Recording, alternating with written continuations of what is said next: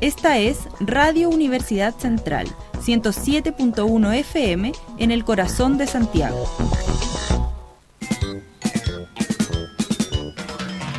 Radio U Central 107.1 FM y radio.ucentral.cl presenta Lo social es central. Una conversación dedicada a la actualidad, educación, salud mental, fenómenos sociales emergentes desde el trabajo social y las ciencias humanas. Conduce Samuel Erices Riquelme.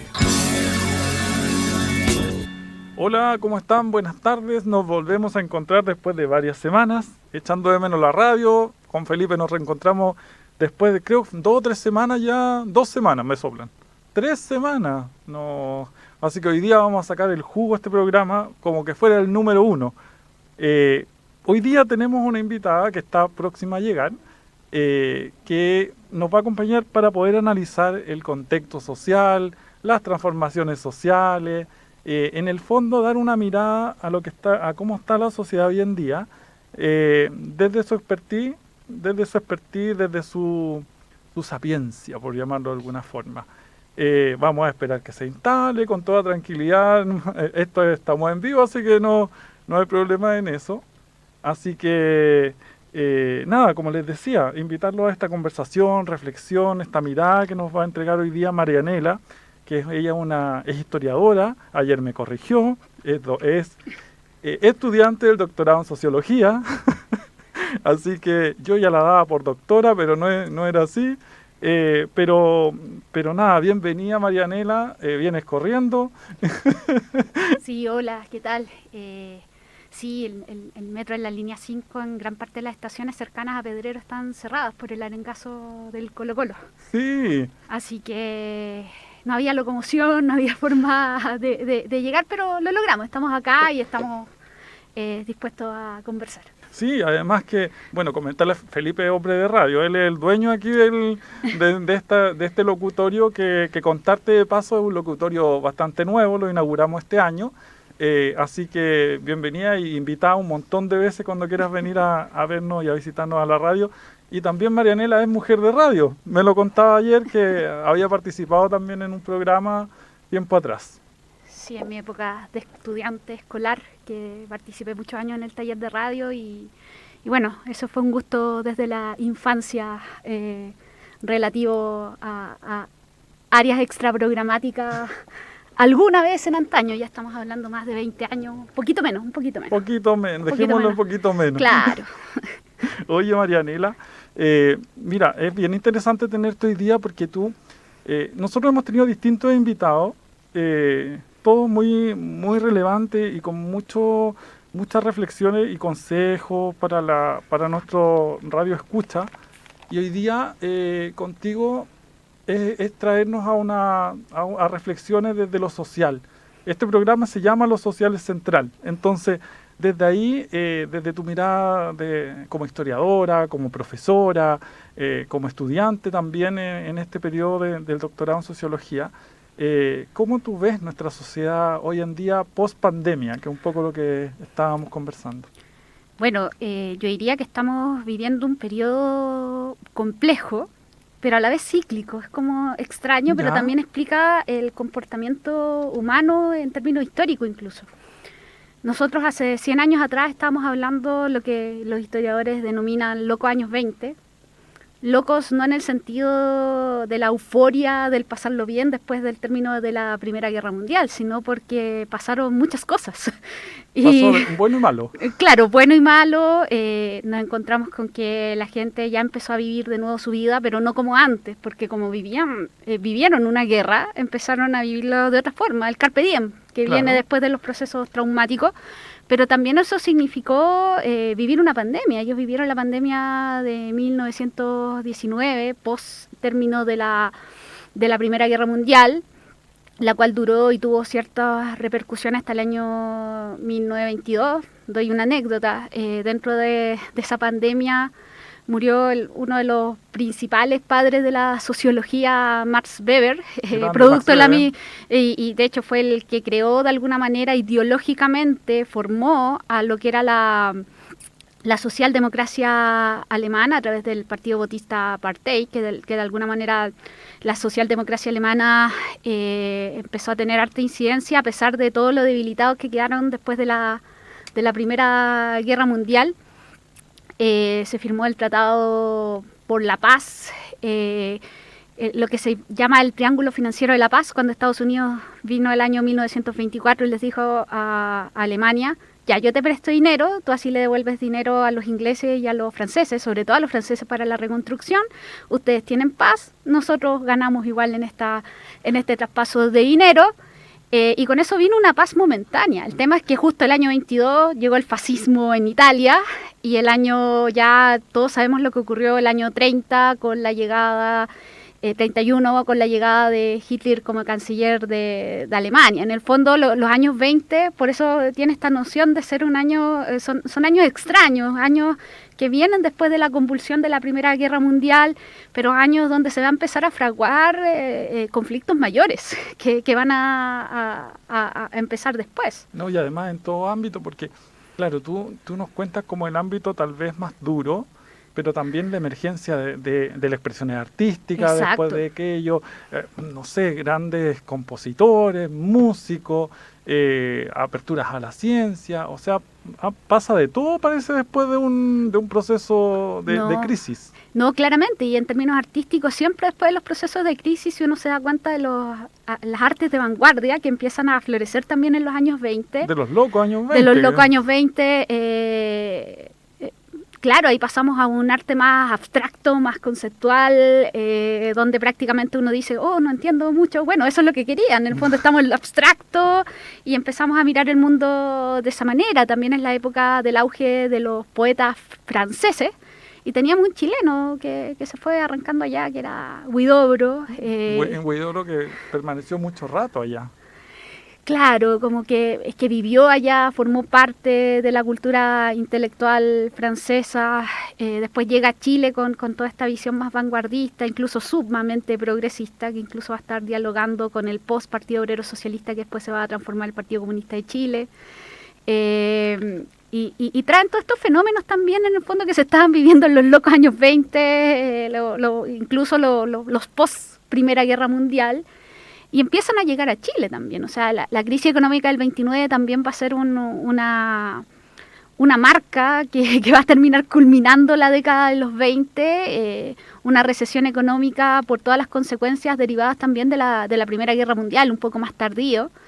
Pero quizás lo que estamos viviendo hoy en día son las consecuencias del COVID, también de la disputa hegemónica del mundo versión siglo XXI, sí, porque no es una disputa ideológica, sino que es una disputa más ligada a lo que estarían siendo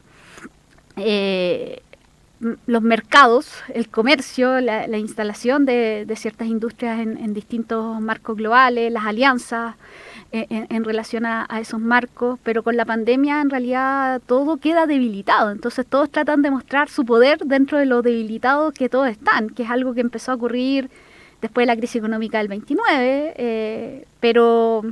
Claro, recién nosotros estamos viendo en el mundo elementos de recesión o también lo que estaría haciendo los procesos inflacionarios, que acá en Chile han aumentado en demasía, pero es un elemento que está ocurriendo en el globo, quizás no tanto, depende del país en realidad, depende del país. No, fíjate que estaba pensando mientras te escuchaba, que tal vez le pasa a algunos de nuestros auditores, en que tú lo que relatabas, bueno, bien en concreto, porque esto es bien amplio, de los años 20 hasta ahora, pero lo que tú relatas no me es tan lejano a lo que está sucediendo hoy día. Como en este tema de la recesión, que también pasó allá, la emergencia de nuevos conocimientos, que también pasó allá. Entonces, parece, y ayer cuando lo conversábamos un poco, había como un retrotraer entre cada salida a una crisis sanitaria o a un receso. Claro, yo creo que acá estamos en el siglo XXI, época de la globalización. Y como estamos en época de globalización, las cosas son mucho más rápidas. Claramente la pandemia trae efectos económicos y también psicológicos. Y lo estamos viendo, o sea, Sí. ahora estamos con eventos masivos y todos terminan con algún tipo de tema. Bueno. Es como que ahora la gente se está volviendo a juntar, pero no es como antes, sino que claramente Daddy Yankee evidencia... dejó la escoba en Claro. esta semana. Claro, y esos son fenómenos que llaman la atención en términos del comportamiento social después de algún trauma social. En el siglo XX fue la guerra sumado a una pandemia, pero que fue mucho de menos alcance que la que nosotros vivimos. Esa es la diferencia. La que nosotros vivimos la vivió todo el mundo. Sí. Todo el mundo tuvo que vivir confinamientos y no es menor, o sea, es los aspectos psicológicos que trae y no tan solo psicológicos, sino que el aspecto laboral, muchos puestos laborales disminuyeron, todas las familias tuvieron que buscar los mecanismos para sobrevivir a esta coyuntura y en los años posteriores a la Primera Guerra Mundial pasó lo mismo.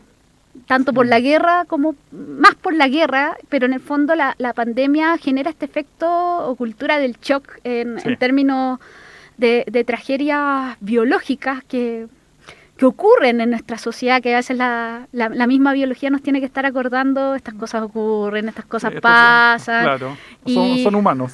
Claro, que nos ha pasado varias veces en nuestra historia, siempre generan cambios, y eso es histórico. La misma peste negra generó cambios económicos, culturales, y por eso somos los que somos hoy en día. La gente se alejó por ese tiempo de los marcos urbanos, cuando justo estaba empezando de nuevo la urbanización, se alejó, por eso se demoró el proceso de urbanización de las ciudades por la misma peste negra, porque la gente se arrancó a los campos. Acá también durante la pandemia, con los confinamientos, mucha gente quería salir de Santiago y aumentó el costo de las viviendas, no de los departamentos, que era algo que estaba ocurriendo antes de la pandemia. En el fondo también la naturaleza a veces nos recuerda que nosotros somos más seres de tierra y también nos dice, claro, el ser humano cambia sus comportamientos después de los procesos traumáticos. Y claramente es algo que estamos viendo hoy en día. O sea, Chile pasó de un estallido social en 2019, antes de la pandemia. Nadie sabía que venía una pandemia, nadie lo pensó. Nadie pensó tampoco que venía un estallido social que nunca se ha sabido su origen, porque en el fondo es inorgánico, o sea, tampoco tiene como una estructura interna, es como la misma biología, que de repente aparece y florece, y tiene que ver un poco con todos los fenómenos que estamos viviendo hoy en día. O sea, tocó vivir un proceso de discusión constitucional durante un periodo de pandemia, y que claramente la pandemia actúa como doctrina del shock, porque la gente quiere solucionar sus problemas de carácter inmediatos. Más que pensando en el futuro, como estaría haciendo una carta constitucional, quiere mejorar los problemas ahora ya, quiere mantener su puesto de trabajo, quiere mantener lo poco que quizás había alcanzado. Entonces son tiempos complejos. En el fondo, adecuarse a vivir una vida después de esta pandemia va a ser complejo, porque también aumentaron muy rápido las tecnologías. La masificación tecnológica de tecnologías que hubiera costado años en introducirla, se instalaron en meses. Fíjate que en eso yo siempre doy como un ejemplo. Yo llevo trabajando en la Universidad Central como 7 años, 7, 8 años en total. Y cuando recién llegué a trabajar en la carrera de Trabajo Social, con un profesor teníamos a cargo las prácticas de quinto año. Y en ese quinto año, uno de los centros de práctica eran unas instalaciones que se llamaban los telecentros. Claro. Y los telecentros estaban en las comunidades, pero no los ocupaban. La comunidad ocupaba el telecentro para ir a reunirse, conversar, pero no ocupaba el computador, no ocupaba los programas. Los niños a veces ocupaban el computador para jugar, pero no para producir un conocimiento o realizar alguna tarea. Entonces, claro, o sea, años en que la tecnología estuvo ahí, y como bien dices tú, o sea, vino esto que nos obligó en el fondo a instalar tal vez habilidades, conocimiento, estructuras en las casas, porque tuvimos que instalar de todo en las casas para poder trabajar, pero de forma muy rápida, y nadie se cuestionó, oye, yo no quiero aprender esto, sino que era casi orgánico o inorgánico el tener que manejar las tecnologías, las plataformas, habiendo desde el año, no sé, hace 10 años atrás, ya estaba la posibilidad de que incluso el Estado colocaba a disposición para que el aprendizaje de las nuevas tecnologías. Y acá se dio así como, yo me acuerdo que acá era como, mañana nos vamos a teletrabajo. No, claro, y ha sido un cambio súper complejo porque no ha llegado a todos por igual. Exacto. Ha llegado de manera muy desigual. Es un fenómeno que ahora te están exigiendo los trabajos te están exigiendo manejar tecnología, pero a veces las conexiones a internet por zonas no son las mejores. No son las mejores, y no por la velocidad, sino porque a veces se colapsa el sistema de conexión. Fue la época de expansión de los streaming, la gente ya no quería nada de pandemia, streaming. Pero ahora todos tienen distintas plataformas de streaming. El que está muriendo son los TV cable, porque ya es como streaming. Si TV cable incluso ya viene en streaming. A lo que voy en el fondo es que es un fenómeno que también va a agudizar las diferencias sociales. Y ya se está viendo. No es lo mismo una persona que tuvo que recién empezar a moldarse a las tecnologías, que le cuesta mucho utilizar las plataformas comunes de comunicación ahora, como son Teams, Meet, Zoom. La gente cree que es como instantáneo. De verdad lleva un tiempo de acostumbramiento, de aprendizaje. Las instituciones hay veces que no asumen un rol de enseñanza de la intromisión de este tipo de tecnologías, y eso de alguna manera los lleva a otro escenario, a un escenario que de alguna manera agudiza más las desigualdades, en el sentido de que si tú no tienes acceso a este tipo de tecnología, no sabes usar esta tecnología, crees que en el fondo no está siendo útil, pero en el fondo es útil, el futuro es eso, pero lamentablemente hay gente que queda abajo, porque no hay políticas de expansión. Ahora, ¿de dónde sacar recursos para formar a toda la población en tecnologías digitales?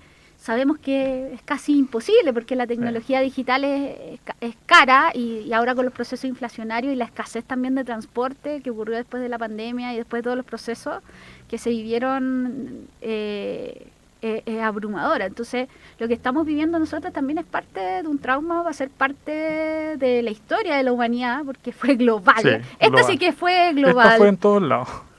Oye, mira, han pasado ya 15 minutos, aunque no lo creamos. Wow. Así que nos vamos a ir a la primera pausa, a este corte con Fito Páez.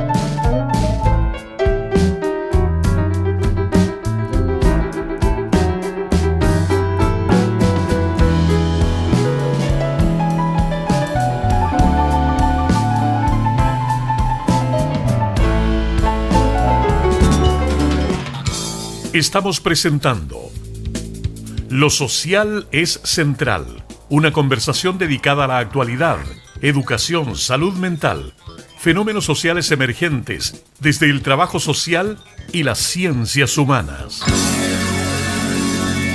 Y volvemos a Lo Social es Central con Marianela, quien nos ha dado una ilustración dentro de lo que se puede, bien concreta, bien lo más compacta posible de lo que es desde los 20, digamos, a cómo se vivió ese receso o esas crisis sanitarias a lo que estamos viviendo hoy día. Y al final ya del primer bloque estábamos avanzando hacia estos efectos más sociales, hacia los temas de desigualdad, los temas de acceso, que en el fondo lo estamos viviendo hoy en día nosotros acá en Chile, y que me gustaría ahí que tú siguieras exhortando tu conocimiento. Bueno, yo creo que uno de los elementos quizás más llamativos del Chile de los últimos 20 años tiene que ver con la irrupción de los movimientos sociales. Desde el año 2001, que generalmente a muchos analistas se les olvida mencionar el mochilazo, ahí nació todo, porque ahí nacieron todas las demandas del movimiento estudiantil. Prácticamente toda esta crítica a que el Estado no participa en lo social. En el fondo es un sálvate, pero de manera privada, no de carácter cultural. Era como que todos somos clase media. Claro, todos clase media, sin mostrar diferenciaciones sociales entre medio. Y aquí empieza el primer cuestionamiento, pero fue en Santiago y en un grupo de colegios, que eran los típicos liceos emblemáticos, cuyo perfil igual es extraño, porque son colegios, considerando que en Chile no hay educación heterogénea, los únicos colegios donde había un nivel más heterogéneo de su componente del alumnado eran este tipo de establecimientos educativos. Chicos que, si uno mide los capitales culturales, que a mí me tocó investigar eso, claro, padres que algunos terminaron la secundaria, otros incluso con carreras universitarias incompletas, algunos incluso con padres con carreras universitarias completas y algunos con posgrado. Y gente que de alguna manera veía que entrando a esos colegios tenían un acceso a una movilidad social en general ligada a esos fenómenos, pero de alguna forma se dan cuenta también de las desigualdades dentro de los mismos alumnos, porque habían estudiantes, y no menor el porcentaje, que tenían padres que no habían terminado la enseñanza media. Entonces había una diversidad tal que, claro, se hacían amigos, iban a la casa de uno, después iban a la casa de otro, y se dan cuenta que habían distintos tipos de realidades, que así todo uno lo analiza, tampoco son realidades tan diametrales como si uno se va a otro espectro de la Comuna de Santiago. Entonces, ¿por qué nació ahí? Ahí está la explicación. En el fondo había una mayor heterogeneidad grande, como para darse cuenta de las desigualdades, y después esto fue creciendo. O sea, ya al año siguiente, después de haber ganado el pase escolar para que fuera otorgado por el Estado a través de la JUNAEP, porque antes lo otorgaban los privados, algo que a ese nivel de neoliberalismo llegamos, que hasta el pase escolar lo otorgaban los privados. Ahí lo empieza a entregar el Ministerio de Educación, pero los debates empiezan a ser mucho más agudos y empieza el cuestionamiento a la municipalización, que era el sistema de voucher, porque la educación de alguna manera tenía que ser entregada más que nada fondos a los privados de manera directa, cuando los colegios públicos estaban quedando en desmedro. Nace todo lo que fue después el pingüinazo del 2006 con todo este avance en los debates, porque estos colegios siempre estuvieron movilizados, siempre. Desde el 2001 en adelante, incluso antes, porque en realidad no nació de la nada. Claro. Nacieron de organizaciones del 98 en adelante, pero que fueron madurando, y su madurez empezó el 2001. Y claro, después esto se trasladó al mundo universitario, muchos de estos chicos entraron en las universidades, el 2011 ya tenemos un movimiento a nivel nacional. También recuerda que salió el tema de género, también, el tema del feminismo. Claro, el 2011 yo diría que el tema del feminismo empieza a emerger dentro de los espacios universitarios, más que los secundarios. Y irrumpe el 2018 con el Mayo Feminista, que va a ser en paralelo a las movilizaciones del Estatuto Laboral Juvenil, donde se empieza a meter más la Confech, y se empieza a meter más la Confech por un dato que no es menor. El año 2016 empieza a aplicarse la gratuidad Sí. Y un porcentaje importante de los estudiantes ahora que estaban en las universidades, sobre todo estatales, eran estudiantes que accedían con gratuidad, pero las condiciones económicas no eran las mismas del estudiante de antes. Tenía que trabajar, estudiar igual, porque tenía que aportar a la casa. En el fondo también hay otros problemas asociados con la ampliación de la educación. Va mutando las necesidades porque la precarización laboral, por un lado, va afectando a las familias. Pues entonces, claro, está la gratuidad, el hecho pero también está la precarización laboral, los trabajos a veces se vuelven más inconsistentes. Entonces, igual, los chicos tienen que aportar de alguna forma al hogar ese dinero que no están gastando en educación, pero que de alguna forma tiene que entrar para poder subsistir. Exacto, en el fondo cada vez nos damos cuenta de complejidades mayores, porque también hay una apertura, hay un acceso mayor a bienes que antes no se accedían, Exacto. En este caso los estudios universitarios. Ahora, ¿a qué Y las punto? tecnologías, pues las tecnologías son bastante caras. No, y sobre todo dependiendo incluso de los tipos de requerimiento por carrera, no es lo mismo un computador de un estudiante de ingeniería Que uno de publicidad, por ejemplo. Aunque igual requieren cierta velocidad. Y yo diría que quizás carreras más humanistas donde tienen que escribir, aunque también ahora se está empezando a usar software. Ahora yo te digo, en trabajo social, nosotros estábamos conversando delante y nuestros estudiantes de trabajo social no están tomando apunte en hoja, digamos, no, están tomando apunte en computador o en un iPad. Entonces la tecnología también es bastante utilizada y es bastante cara. O sea, un iPad hoy día no deja de costarte menos de, no sé, 500 lucas. Claro. Y yo creo que esto igual demuestra un poco las complejidades sociales en las que nos encontramos. Hay un sociólogo que a mí me gustó mucho su estudio.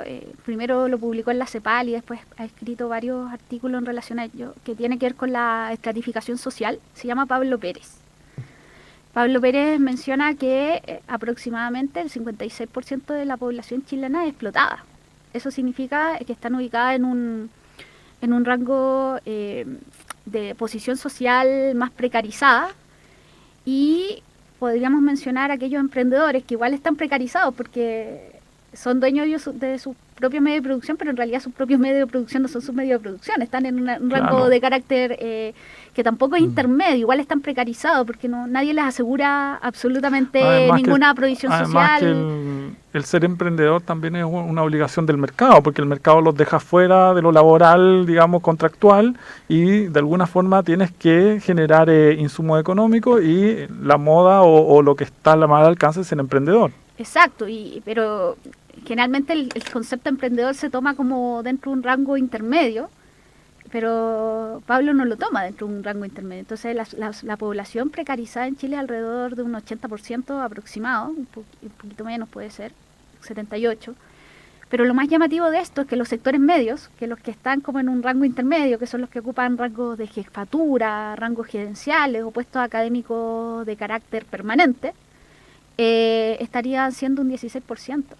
Entonces, si ahí vamos sumando, nos encontramos que los estratos socioeconómicos altos son aproximadamente un 6%, es nada. Nada. Y dentro de eso... Contrario a toda otra cifra. Claro, y dentro, porque aquí utiliza, de alguna manera, está influenciado por la teoría de Olin Wright para hacer esta estratificación social.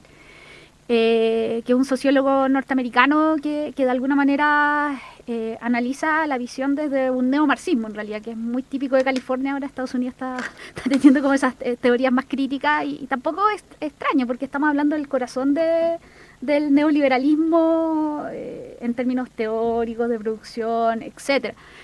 Pero más allá de eso, llama la atención ese estudio, porque siempre se ha dicho que Chile es esencialmente de clase media. Y yo me empezaría a cuestionar si efectivamente Chile es un país de clase media, aunque es un tema debatible. Porque algunos dicen, sí, pero es que la sociedad chilena se considera de clase media, aunque no sea de clase media. Ya, si lo consideramos desde el punto de vista subjetivo, y ahí, claro, tomamos quizás el sociólogo Carlos Ruiz, el que más ha profundizado de la diversidad de la clase media, pero si tomamos los dos estudios, podríamos nosotros analizar que en el fondo los sectores más precarizados, o lo que de alguna manera se llama precariado, Joan Stalin es un economista que publicó el año 2012 el libro El precariado, que me hace mucho sentido, Sí. y tiene razón con este debate. Más que clase media o sectores populares, lo que tenemos es un sector precariado. Ya no podemos hablar de proletariado. No. Un precariado que está sumamente precarizado, pero que a la vez tiene distintas divisiones a nivel interno, que es muy heterogéneo.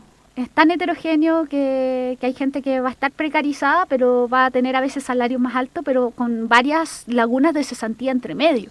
Entonces, son parte, por eso el concepto de precariado es algo que es muy llamativo si uno quiere hacer el análisis de la hora, pero lo más llamativo de eso, y creo que fue, de alguna manera, olfateó lo que estaba pasando hoy en día, es que justo esos sectores más precarizados, pero que a la vez son nacionalistas y resguardan las tradiciones originales, los países del primer mundo, eran los que eran más adeptos al neofascismo, que ya venía oleando la noción de neofascismo, porque generalmente el ser humano, y ahí podríamos discutir horas, necesita sentirse que está como en una posición de jerarquía mayor a un otro, pero Sí. la globalización dejó a muchos sectores en desprotección de su propia identidad, entonces, y a la vez en desprotección laboral, porque los mismos países del primer mundo se fueron abriendo, hay una especie ya de globalización y mestizaje en términos de globalización.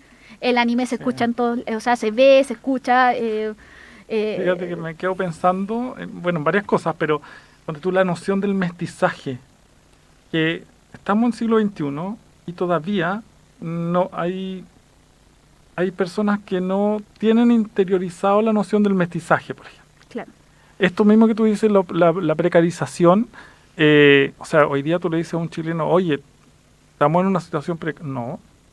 O sea, no, el chileno no se reconoce precario, desde mi punto de vista. No sé si tú, desde tu análisis o estudio, lo ves así, pero yo con los que puedo conversar le digo, no, o sea, no son precarios, aunque Chile no se percibe de la forma en que realmente estamos. Yo creo ¿Crees que eso es lo que está ocurriendo. Llama la atención que los datos, dependiendo de la teoría que se tome, claro, podríamos tomarlo desde la noción subjetiva y decir que efectivamente Chile es un país de clase media, pero existe una heterogeneidad de la clase media porque en el fondo hay sectores Que es una precarizados. aplicación más romántica. Digamos, Claro, es que es constructivista, o sea, Claro. toma lo que dicen los sujetos y el chileno se cree de clase media.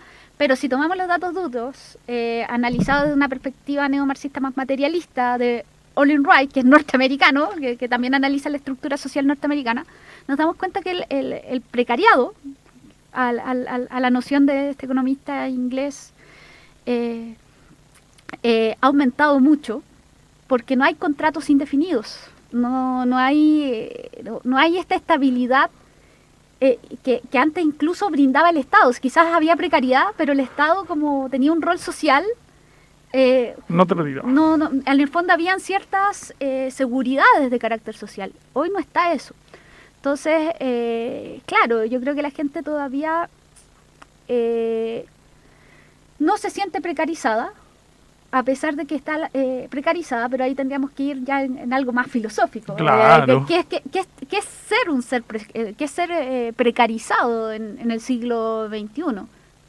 Esta es mi noción, puedo estar mal, pero Claro. creo que la precarización es no tener acceso a los bienes básicos, no tener una vivienda, no tener un buen acceso a una buena educación, no tener un buen acceso a la salud, sobre todo con enfermedades más graves, y que nadie Claro. te brinde seguridad en ese aspecto. Claro, porque ahí también esta precarización uno podría llevarla de lleno al análisis, no sé, de la pobreza, por ejemplo. Claro. Entonces se nos cruza con la línea de la pobreza tan llamada, tan vapuleada, pero también entendiendo que la noción de la comprensión de la pobreza hoy día no es la misma hace 40 años atrás. No, Entonces, hoy día tenemos hasta pobreza simbólica. Entonces, claro. hay un rango más amplio y que, según lo que tú nos comentas, también va complejizando mucho más porque se van intercruzando muchas dimensiones. Claro, yo creo que ahí el tema va en que las precariedades siguen siendo las mismas de antes en términos del acceso a la salud, la educación, la vivienda, pero hay mucha gente que no toma eso en el análisis de la precarización. Para muchos el acceso a los bienes es de alguna manera lo que tiene que ver con la precarización. Es decir, si yo puedo tener un buen televisor, puedo optar a un buen computador, puedo optar a un buen auto, voy a ser una persona que está bien económicamente. Y a eso muchas veces se confunde con el Claro. escalamiento social, por ejemplo. Claro, Con la movilidad social. Pero yo preguntaría ahí, ¿tienes vivienda? ¿Es tuya tu vivienda? O más que tuya, ¿tienes acceso a una vivienda segura de por vida? Que era una discusión en la nueva constitución, digamos. Claro, ¿tienes acceso a la salud si llegas a tener una enfermedad cara, ya sea un tipo de cáncer? ¿Tu familia lo puede cubrir? ¿Lo puedes cubrir tú? O de alguna manera, vivienda, salud o educación, tener una educación de calidad que esté otorgada y que sea permanente en el tiempo y que tú puedas estudiar si es que quieres seguir estudiando, si no, no. En el fondo, que exista esa probabilidad. Entonces, depende de cómo se miden estas nociones. Claramente lo más caro es lo último, Sí. son los derechos sociales, porque estamos en el siglo XXI. Todos tienen acceso a las tecnologías. Ya Y no todo es en la difícil. inmediatez. Y claro, el inmediatez, los eventos también son elementos, pero que son pasajeros, son efímeros, entonces se acercan. Yo creo que acá hay una contraparte. El texto va a ser raro, quizás algunas personas van a decir, pero ¿por qué lo cito? Está La Revolución Silenciosa de Joaquín Lavín, que explicaba en términos sencillos cómo iba a ser la irrupción del neoliberalismo en Chile. Y Joaquín Lavín lo decía explícitamente, que la gente pueda acceder a los bienes que no podía acceder antes. Entonces, por eso para muchas personas el neoliberalismo ha sido como el poder acceder a un buen computador, a un buen televisor. Para ellos ya es ascender socialmente. Pero en el fondo, lo que te hace la esencia es si tú puedes acceder a los bienes básicos, elementales Sí, de la mira, vida. Entonces ahí hay un me tema. acabo de acordar de un libro de un chileno, se llama El Ciudadano Credicar. Sí, Pero este retrata exactamente lo que, tal vez desde otro ámbito, pero es eso, es la ilusión de tener algo, pero no tienes lo básico. claro. Es como no tengo a lo mejor una vivienda o un lugar donde asentarme todos los días, pero tengo el mejor iPad, tengo un buen computador, tengo un buen auto o un auto que me permite movilizarme, un auto que me permite llegar al hospital, pero no tengo para pagar la cuota en el hospital. Claro. Y nadie me asegura esa atención en el hospital, pero sí tengo cómo llegar. Entonces tal vez los parámetros, y ahí como de lo subjetivo, muchas veces no van invadiéndonos. Claro, porque también en el fondo son pautas culturales. El neoliberalismo, el mismo libro, Revolución Silenciosa, mismo Joaquín Lavín lo decía, apelaba a cambios de transformación cultural, que la gente sienta que tener un televisor, que tener un computador, que tener tecnología, era ascender socialmente. No era ascender socialmente en tener una buena educación, en tener una buena salud y tener vivienda. Ahora yo creo que lo que sí está en tensión es el tema de la vivienda. Que por algo el tema no, es que la casa va a ser tuya, no va a ser heredable. Claro, porque las nuevas generaciones no están teniendo opción a casa, entonces ¿dónde va a vivir después? Quizás los hijos, los familiares. Va más allá de eso. Yo creo que es un proceso de tiempo que ya hay un descontento que se está evidenciando en ciertos lugares del mundo, quizás en Chile no tanto, porque efectivamente en Chile hay acceso a bienes, lo hay. Hay acceso a computadores, hay acceso a celulares, más inclusive que en otros países de América Latina. Acá no hay tantos servicios técnicos porque sale más caro arreglar un producto que comprarlo. En Argentina no, en Argentina sale más barato. Acá se acabó hace muchos años, y esto como para la anécdota, pero ya se acabaron esto de arreglar las cosas. Todo es desechable. Ya algunos zapateros por ahí, ya no hay costurera, o sea, todos estos oficios que en el fondo le daban vida a un Chile tal vez distinto, ya no están existiendo. O sea, tú ya desechas nomás. Claro, lo que pasa es que están cubiertas las necesidades en la inmediatez. Entonces ahí tendríamos que preguntarnos, ¿qué tan necesario es la prominencia de lo que estaría haciendo el campo educativo? Yo creo que también tiene que ver con una disputa cultural a nivel mundial que va más allá de las disputas de carácter económico-ideológicas que están quizás a veces en disputa, que es el neo-keynesianismo con el neoliberalismo, porque tampoco son irrupciones mayores, sino que hay un tema que tiene que ver con formas de concreción cultural. Generalmente lo europeo tiende a mirar bien la educación en términos intelectuales, a diferencia de lo norteamericano que tiende a mirar bien una educación más técnica, porque el otro no es necesario. esos son modelos culturales que siempre han Sí. estado en tensión en Chile. Generalmente Chile siempre fue influenciado por el modelo más europeo, pero el modelo más técnico norteamericano ha estado irrumpiendo en los últimos años, no tan solo acá, sino que en otros países lo podemos enunciar. Y basta con ver si conocen Chile, algunos países preguntan, ¿conocen Chile? O no, la mayoría no. Lo más probable es que los europeos sí, por ciertas nociones de Por la historia. cercanía. Chile se hace conocido por dos cosas, si uno conversa con la gente de afuera. Por las tragedias, o sí, somos país de ¿Ya? terremotos, de golpes de Estado, Sí. tragedia, o por cosas bien llamativas en relación a su naturaleza, y así nos van a conocer. Bueno, Pero hay otros que dicen que también se hace conocido por el vino y el fútbol. también, aunque el fútbol yo diría que ahora estamos en épocas de sequía, también, Sí, pero- también vivimos un proceso que yo creo que es parte también de, o sea, Sí, o sea, es que lo que pasa que mira, a mí esa frase del Chile cambió, a veces me acomoda bien y a veces no me acomoda. Pero eso lo dejamos para la vuelta del corte. sí, ningún problema. Y nos vamos con Nora Jones para poder disfrutar de este corte musical.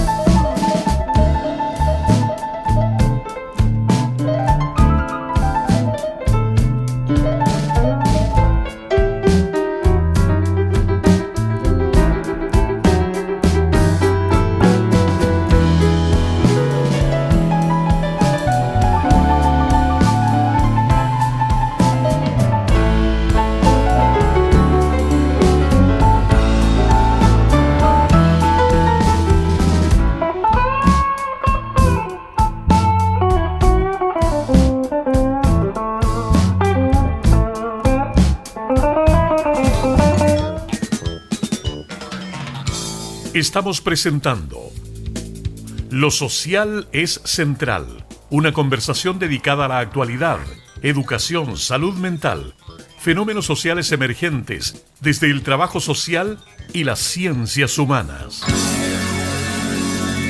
Y haciéndole honor a toda la intro de este programa, ya estamos en los últimos 15 minutos, se nos ha pasado volando con la conversación con Marianela, pero Marianela, de todos los temas que hemos conversado, tal vez tocar un poco el tema de la migración, porque hoy día vivimos nuestra sociedad chilena una alta tasa de migraciones. Hace un par de semanas acá tuvimos a una persona del colectivo Manifiesta que nos vino a hablar de las migraciones, estas migraciones diferentes. Desde tu punto de vista, ¿cómo puedes, no sé, entregarnos alguna análisis sobre lo que está pasando al respecto hoy día? Bueno, yo parto diciendo que no he investigado el tema migratorio, pero igual hay nociones de lo que ocurre con el proceso migratorio en Chile, más desde la óptica educativa que he podido introducirme un poco más a la temática.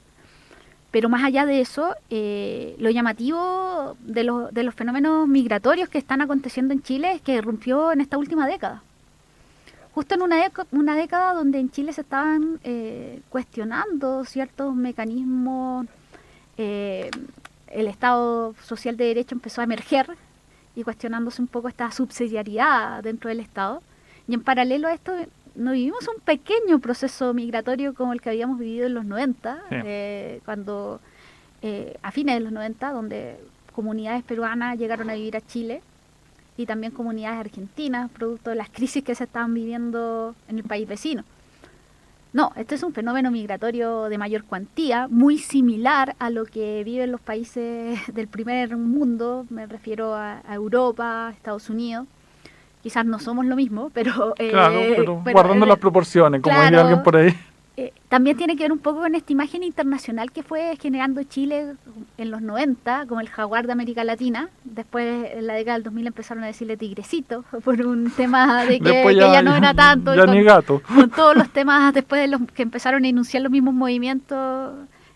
Claro, pero el tema es que nuestros países vecinos también están viviendo procesos que evidencian la precarización de la región. O sea, entonces dentro de eso Chile se veía como el país más estable como para vivir en términos de calidad, quizás lo veían en términos laborales o en términos incluso educativos. Considerando más allá de los costos que esto era asociado, y empezamos a vivir una irrupción migratoria que hay que decirlo, o sea, el mundo político de ningún sector político ha formulado estrategias para el mundo de la migración. O sea, yo creo que ahí está el tema, es un tema que están empezando recién a pensar, a definir estrategias que después van a derivar en políticas públicas o lo que estarían siendo en algunos programas que se van a implementar al respecto. Pero ¿qué pasa con los trabajos? Porque generalmente el migrante que viene, dependiendo de los países respectivos, viene a ocupar puestos de trabajo que son los menos remunerados a nivel nacional. Y esto también significa una competencia laboral para los sectores populares, los más precarizados de los precarizados. Entonces quizás ahí parte del descontento social puede evidenciarse en esta lógica de lo laboral, de la inclusión en ciertos beneficios sociales. Y podríamos analizarlo, porque es algo que no tan solo ocurre en Chile, sino que también está ocurriendo sí. en España, está ocurriendo en la misma Alemania. De hecho, en Alemania hay ya movimientos neonazis que están haciendo al sur de Alemania, que es la zona más tradicional de Alemania, producto de los procesos migratorios, cuando Alemania es súper cosmopolita en Europa, recibe a todos los europeos que Exacto. quieran llegar, y incluso latinoamericanos o de otras nacionalidades africanas e incluso de Medio Oriente. Entonces, cuando nosotros analizamos estos fenómenos que son más globales, que están ocurriendo en todo el mundo, siempre viene una reacción generalmente en los sectores más populares que se ven amenazados quizás por los beneficios que significan este tipo de medidas y como no se han implementado ningún tipo de estrategia para abordar esta temática, se genera cierto descontento, incertidumbre y de alguna manera un sentimiento de que no saben qué va a pasar, y porque no hay una política instaurada de qué hacer, cómo solucionar la problemática, considerando que es un fenómeno global. O sea, los países que están un poquito más estables, considerando que, y ahora hay que decirlo, estamos 2 años después de iniciada la pandemia, todo está inestable, incluso los países con mayor estabilidad. Entonces, todo está inestable en un contexto de inestabilidad. ¿Cómo dar estabilidad a los que de alguna manera se han visto menos beneficiados por el sistema? Y ahí, prácticamente en relación al tema migratorio, no han existido propuestas o estrategias contundentes en términos concretos.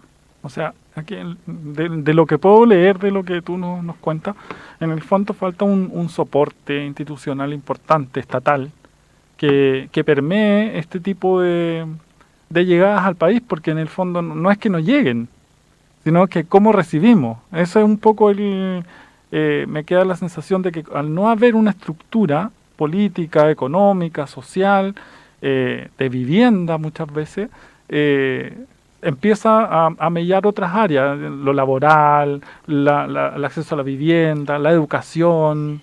Claro, el problema es que esa problemática nos lleva al surgimiento de los neofascismos, que ya empezó en Italia. Italia también vive un proceso migratorio.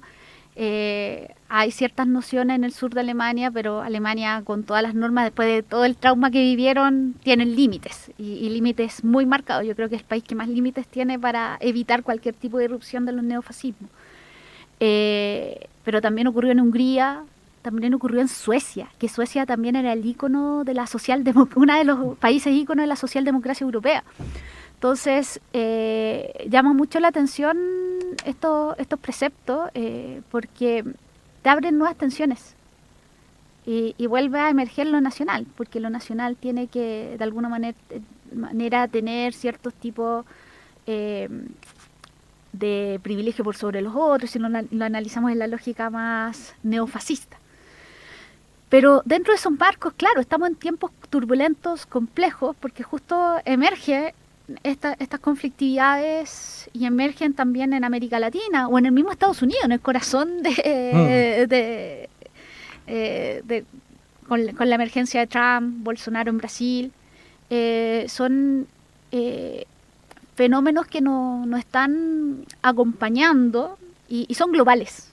No son menores y con una misma incidencia, con una misma forma de actuar, redes sociales, pero redes sociales livianas. Estamos hablando que ven todas las personas porque saben que su espectro o el público son los sectores más precarizados que no obtienen ningún tipo de estabilidad en relación al mismo modelo.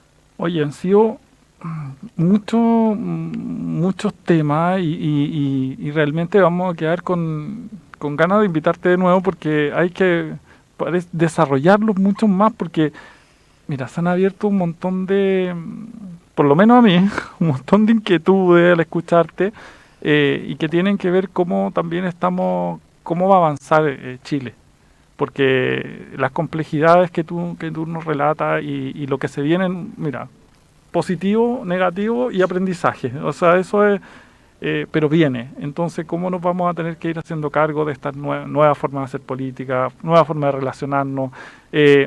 El poder tener esta capacidad que de alguna forma, yo en lo personal creo que también habitué a otras nacionalidades ha ido en aumento. Ya no está tan prejuiciado el hecho de recibir a un migrante, o que se instale alguien de Venezuela, Perú, que hace un par de años atrás era un objeto de bullying o hasta de maltrato permanente. Entonces, nada, y dejarte los últimos minutos, Marianela, para agradecerte, que te puedas despedir de nuestros auditores. Los minutos son tuyos. Muchas gracias. Bueno, primero que nada, agradecer por esta invitación a Radio Universidad Central para hablar de estas temáticas sociales que afectan a Chile en el día de hoy y también nos afectaron en el pasado. Yo en realidad sigo viendo y analizando el mundo y viviéndolo también de una manera que ya no tengo certeza, porque estamos en épocas de incertezas, estamos viviendo la incerteza.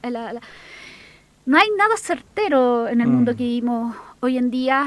Quizás lo teníamos bien antes de la pandemia, pero está todo el mundo igual. Entonces, aquí cualquier cosa puede pasar. No quiero generar incertidumbre con esto, pero volviendo al origen de la conversación, Los años 20, ¿qué vino después de los locos años 20 de la década del siglo pasado? ¿Qué puede venir después de estos locos años 20 del siglo XXI? Por ejemplo, después de la crisis económica del 29, después de los efectos de la Primera Guerra Mundial, después de esa pandemia que se vivió durante los primeros años de la década del 20 del siglo XX, vino la segunda parte de la primera gran guerra, porque ahora hay un historiador que dice que es una sola guerra que tuvo dos partes, porque es normal, en la historia siempre han habido guerras que tienen dos partes, entonces es como la primera gran guerra, ahí podemos debatir y hablar harto al respecto, pero más allá de eso, los conflictos internacionales, estoy hablando de las políticas, relaciones internacionales, también se van a agudizar más. Es muy factible. Entonces lo que estamos viendo ahora, lo que ocurrió en Ucrania, Rusia, también es un efecto y consecuencia se viene duro, al parecer. Exacto, o sea, cualquier cosa a nivel tanto internacional, estamos presenciando años históricos. Años históricos, y nos vamos con lo que Marianela ya nos entrega, que parece que tenemos más incertidumbre que certidumbre. Los dejamos invitados para la próxima semana, damos por término a Estelos Sociales Central el día de hoy y nos vamos con Pedro Aznar y nos vemos la próxima semana.